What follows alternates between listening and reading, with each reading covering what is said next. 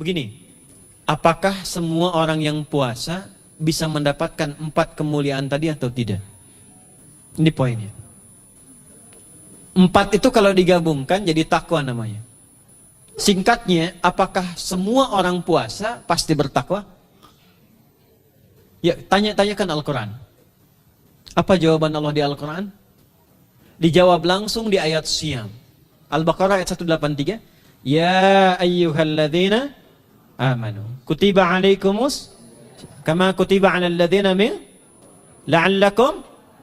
Nah, kalimat tattaqun itu diawali dengan kata la'allakum. La'alla itu namanya harfu taraji. Saya ulang ya, di ilmu nahwu la'alla disebut harfu taraji. Al-Imam As-Suyuti berkomentar begini. Setiap ada satu harapan, keinginan besar yang ingin dicapai, tapi diawali dengan kata la'alla atau la'allakum, ini menunjukkan bahwa harapan itu tidak mungkin bisa dicapai kecuali dengan kesungguhan, keseriusan. Jadi ketika Allah menutup kalimat puasa, ayat puasa dengan kata la'allakum seakan memberi kesan, tidak semua orang puasa akan mendapatkan kenaikan takwa dan jaminan 4 kemuliaan tadi kecuali orang yang serius puasanya. Orang yang sungguh-sungguh puasanya. Karena itulah untuk menunjukkan kesungguhan itu, bagian terakhir kita, Nabi memberikan 3 amalan utama. Saya akan bacakan dengan cepat 3 amalan utama yang dikuatkan oleh beliau kepada para sahabat sebelum tiba Ramadan dan sampai sekarang menjadi kurikulum Ramadan Nabi. Jadi kalau ibu bapak ingin mengeluarkan kurikulum Ramadan Nabi, nanti bikin agenda saat Ramadan. Ya, supaya nggak pusing nanti kalau masuk hari pertama apa yang dikerjakan, hari kedua apa yang dikerjakan, subuh apa, siang apa, sore apa. Cuman nanti saya berikan 3 yang pokok ini. Ada 3. 1, meningkatkan sholat. Saya ulang ya, meningkatkan apa? Salat.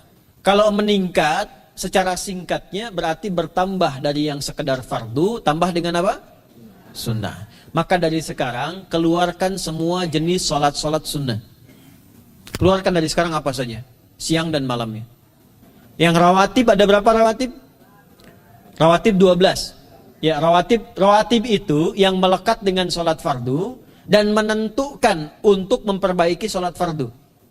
Menambah, jadi kalau kurang khusyuk ditambah dengan sunnahnya disebut rawatib. Bisa sebelum, bisa setelah sholat fardu. Ada 12 dari hadis Nabi SAW. Man shalla isnatai asyrata rak'atan, siapa yang sholat 12 rakaat fi yaumin wa lailatin, yang mengiringi sholat fardu siang dan malam. Ya, bunyalahu bihinna baitun fil jannah, maka akan dibangunkan baginya satu rumah di surga kalau konsisten menunaikan 12 itu sampai meninggal dunia. Sahabat yang mendengar itu mengatakan kompak semuanya, sejak mendengar hadis itu kami usahakan istiqomah sampai meninggal tidak meninggalkannya. 12 itu 2 sebelum subuh, cepat. 4 sebelum zuhur, 2 setelah zuhur, 2 setelah maghrib, 2 setelah isya. 2 rakaat sebelum subuh, 4 rakaat sebelum zuhur. Kalau nggak bisa 4 rakaat karena terbatas waktunya, boleh 2 rakaat khusus untuk sebelum zuhur. Kalau nggak bisa 4, boleh berapa?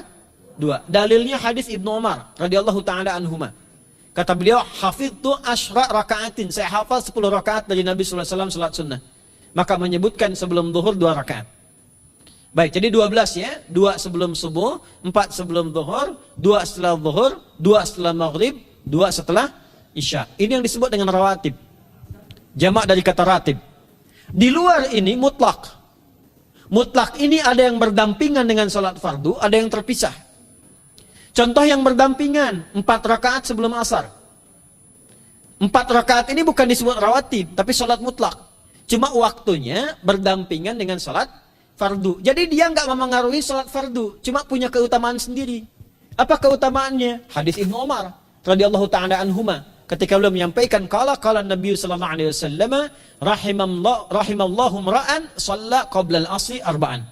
Allah akan menambahkan rahmat pada orang yang terbiasa salat 4 rakaat sunnah sebelum salat asar. Jelas ya? Baik. Kemudian apalagi setelah itu? Salat di antara dua adzan dan dua adzan ini, adzan dan iqamah. Ya, di antara adzan dan iqamah. Tahiyatul masjid. Apalagi misalnya salat duha. Duha dibagi 3. Awal duha itu kurang lebih 1,5 jam setelah salat subuh. Subuh sekarang misal 4:30, maka jam 6 muncul awal duha. Namanya syuruk. Saya ulang, salat apa namanya? Syuruk itu salat awal duha. Jumlah rakaatnya 2 rakaat. Man sallal ghadata fil jama'ati, thumma yaqudu yadhkurullah subhanahu wa ta'ala, fa yusalli rak'ataini, fakana alaihi ka ajri umratin wa hajjin. Ya, ka ajri ummatin wa hajjin tamatan. Siapa yang salat subuh 2 rakaat dengan berjamaah. Ya, dan umumnya kalau berjamaah bisa ke masjid di masjid. Kalau tak mampu ke masjid, tunaikan di rumahnya. Setelah itu tidak beranjak dulu. Dia duduk untuk berzikir kepada Allah. Zikir itu bisa baca Quran. Quran surah 15 ayat 9 itu Quran disebut dengan zikir. Quran surah 54 ayat 17, 22, 32, 40 itu Quran disebut dengan zikir. Bisa baca Quran, bisa berdoa. Doa disebut dengan zikir. Quran surah ke-7 ayat 205. Ya. Bisa dengan apa lagi? Bertafakur, ya. Mengaji, ta'lim, itu disebut dengan zikir. Ali Imran ayat 190, 191. Alladzina yadhkuruna Allaha qiyaman wa qu'udan wa 'ala junubihim wa yatafakkaruna fi khalqis samawati wal ard. Ya, disebut dengan zikir. Bisa bertasbih. Zikir pagi petang, kalimat-kalimat thayyibah. Ada, itu di Quran surah ke-4 ayat 103. Jadi habis salat subuh zikir dulu. Doa dulu, zikir dulu, belajar dulu, tafsir dulu. Setelah itu muncul syuruk. Perjalanannya disebut isyraq, melewati masyrik, 1 tombak bayangan, dia sholat 2 rakaat, itu pahala sholatnya senilai haji dan umrah. Sempurna. Bukan sudah haji, bukan. Mau kemana? Ibu mau haji dulu? Tidak. Ya, hajinya nanti, bulan Dzulhijjah. Tapi senilai haji dan umrah, itu 2 rakaat. Awal duha disebut apa? Syuruk. Pertengahan duha, sekitar jam 9, jam 10. Jumlahnya 2-4 rakaat. Ya, 2-4 rakaat. Apa fungsinya? 1, mengganti seluruh zikir yang ada dalam tubuh kita. Mata berzikir, telinga berzikir, lisan berzikir, bisa diganti dengan 2 rakaat duha. Itu waktunya pertengahan duha. Kurang lebih dari jam 8, 9, 10 lah. Kurang lebih 3 jam itu. Ya. Yang kedua, bisa menghambat atau menghentikan, menahan satu musibah umum. Misal ada kebanjiran nih, atau macet nih. Orang-orang kena macet. Bapak yang biasa sholat duha pertengahan itu tiba-tiba ditolong oleh Allah, dibebaskan. Tiba-tiba ada orang datang, Pak lewat sini di sana macet. Atau dibimbing ada kontraflow, itu manfaatnya duha tuh. Yang pertengahan. Yang terakhir adalah akhir duha. Sekitar jam 10 sampai jam 11 menjelang ke zuhur. Ya, akhir duha itu jumlahnya dari 2 bisa 4 sampai 8 rakaat. Di antara manfaatnya bisa mempermudah datangnya rezeki dengan izin Allah Subhanahu wa taala ketika ikhtiar. Itu duha. Nanti ke malamnya silahkan tahajud, tingkatkan tarawihnya sampai ditutup dengan witir. Itu sholat. 2 yang terakhir saya cepat. 2 yang terakhir adalah banyak berinteraksi dengan Al-Quran. Ada 3 caranya. 1, banyak membaca. Itu namanya qiraah. Silahkan Bapak Ibu siapkan dari sekarang. Targetnya khatam misalnya 1 kali. Berapa juz? 30 juz. Kalau mau gampang bagi 30. Berarti 1 hari berapa? 1 juz. Paling gampang lagi, supaya nggak capek ngajinya, supaya nggak capek, bagi 1 juz 5 waktu sholat. Contoh, juz pertama itu Al-Baqarah plus Al-Fatihah. Al-Fatihah saya nggak hitung lah, karena sudah hafal ya. Al-Baqarah itu 141 ayat, juz pertama. Bagi 5, 28. Jadi setiap ketemu waktu sholat, bagi 2 lagi, 28 bagi 2 berapa? 14. Sebelum sholat baca 14 ayat, setelah sholat baca 14 ayat. Itu 14 ayat tuh paling-paling gak nyampe 5 menit Bu, Pak. Kalau investasi 10 menit setiap waktu sholat bagi 2 kita baca 14 ayat, itu insya Allah selesai Ramadan khatam Quran. Itu udah rumus. Ya, tidak cukup dengan amin, siapkan dari sekarang. Siapkan. Ya. Kemudian mengkaji, kajian, tilawah. Itu tilawah itu di hadis Muslim pahalanya banyak. Ya, majtama'a qaumun fi baitin min buyutillahi. Ya, kita ngajinya Quran hadis ya, biar ya, apa lebih kuat dalilnya. Majtama'a qaumun fi baitin min buyutillahi yatluna kitaballahi wa yatadarasuna fi ma bainahum. Ya, siapa yang bisa tilawah Quran, ngaji, tafsir, keluarkan misalnya untuk Ramadan 10 hari saya pengen tahu Al-Fatihah. Itu ketika dilakukan punya 4 keutamaan. 1, ghasyiyathumur rahmah. Selama ngaji rahmat Allah dibentangkan. Kalau pengen doa cepat dikabulkan, kalau istighfar diampuni. Yang kedua, awas ini nazalat alaihimus sakinah, diberikan ketenangan dalam jiwa. Bapak ibu pengen di rumah tangga jadi sakinah, isi dengan Quran di rumah. Amalan terakhir infak. Ya, hadisnya dari Ibnu Abbas, an Ibnu Abbas radhiyallahu taala anhuma, qala, ya, beliau mengatakan kana Nabi sallallahu alaihi wasallam ajwadan nas wa ajwadu ma yakunu fi Ramadan. Adalah Nabi sallallahu alaihi wasallam itu orang yang sangat luar biasa dermawan dan lembut. Dan bertambah dermawan lagi ketika tiba Ramadan. Apa yang dilakukan Nabi? Mensupport sahabat, siapapun yang punya anggaran untuk infak, disiapkan sebelum Ramadan. Jangan berpikir banyak, Bu. Yang penting ada anggaran. 30.000 nggak ada masalah. Setiap hari 1.000, tidak harus uang. Makanan. Pernah dengar hadis ini nggak? Siapa yang memfasilitasi bukaan orang puasa, walaupun dengan sebiji kurma dan sehirup air, maka dia mendapatkan pahala seperti orang puasa itu tanpa dikurangi sedikit pun. Ada? Hadisnya sahih di At-Tirmidzi. Tapi bukan berarti nyanyi kurma ke Tanah Abang setiap hari 1. Terus minumnya 1 sedotan aja ganti-ganti. Ya, maksudnya apa? Yang paling minimal kita bisa keluarkan. Itu pahalanya 700 kali lipat dikali 10. Paling standar. 700 kali itu standar biasa di hari ini. Dalilnya Al-Baqarah ayat 261 yang dibacakan Adinda tadi kita itu.